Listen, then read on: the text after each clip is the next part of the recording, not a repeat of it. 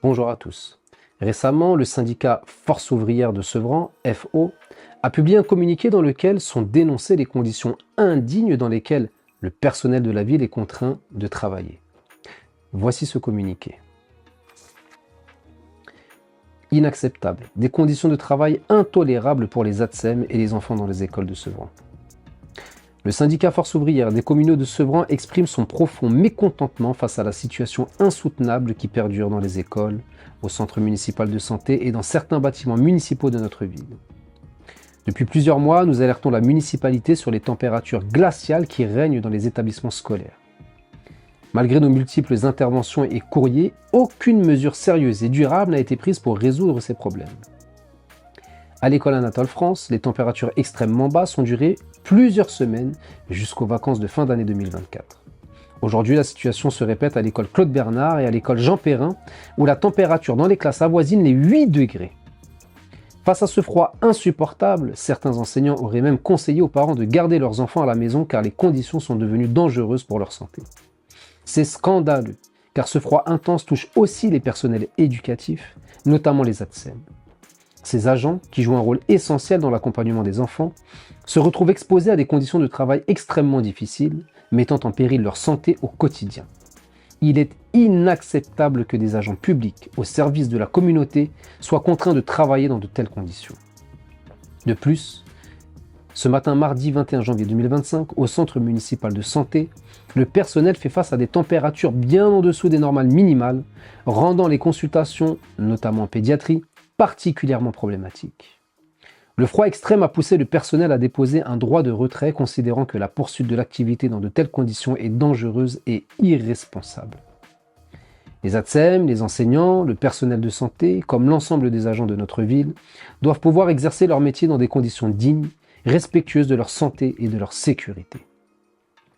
La municipalité a une responsabilité directe dans la gestion de ces conditions de travail et elle doit agir sans délai. Nous appelons donc à une prise en charge immédiate de cette problématique par la mairie. Il est impératif que des mesures urgentes et durables soient prises pour réchauffer les écoles, le centre de santé et tous les bâtiments municipaux accueillant du public et des personnels, garantissant ainsi des conditions de travail et d'accueil qui respectent les droits et la santé des enfants, des ATSEM et de l'ensemble des personnels.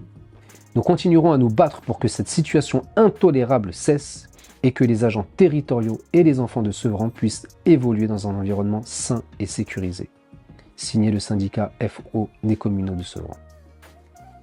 Ce mail fait écho à une problématique similaire rencontrée à l'école Victor Hugo dans laquelle des températures du lundi de la rentrée de janvier étaient identiques, à savoir entre 7 et 8 degrés dans les classes.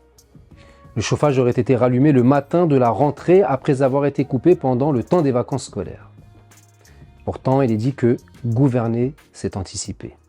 Pourquoi la majorité municipale n'anticipe-t-elle pas les problématiques afin d'y apporter des solutions rapides et efficaces, surtout lorsque cela semble si simple?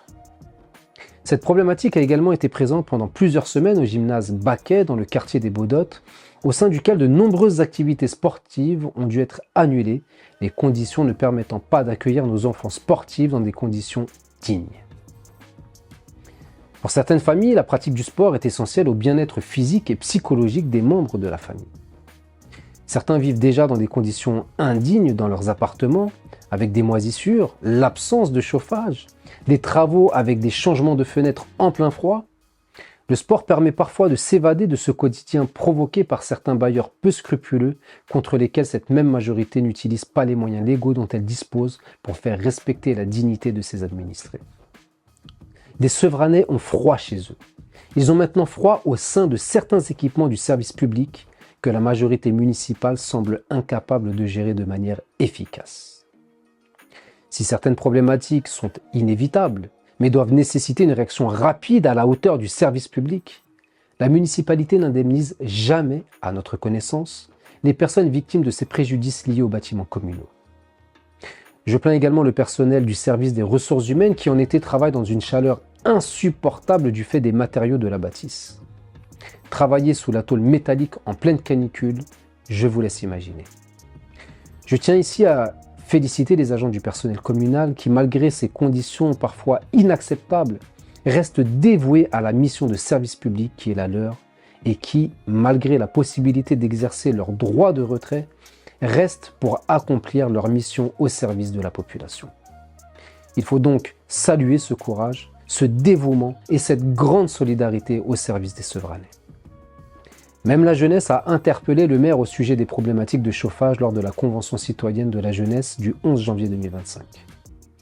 La réponse du maire a encore une fois été celle que l'on entend toujours de sa part et de la part de ses élus.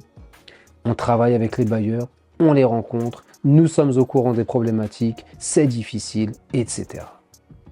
Cela fait quand même beaucoup de rencontres, beaucoup de travail, beaucoup de discours avec les bailleurs pour peu, voire pas de résultats.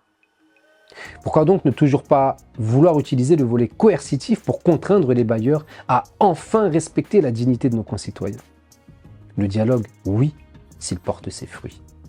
Mais lorsqu'il ne mène à rien et contraint nos concitoyens à vivre chaque année dans des conditions déplorables, notamment en période hivernale, ça suffit. Trop, c'est trop. Il en est assez de cette gestion catastrophique de cette majorité. Le changement s'impose. Je vous dis à bientôt.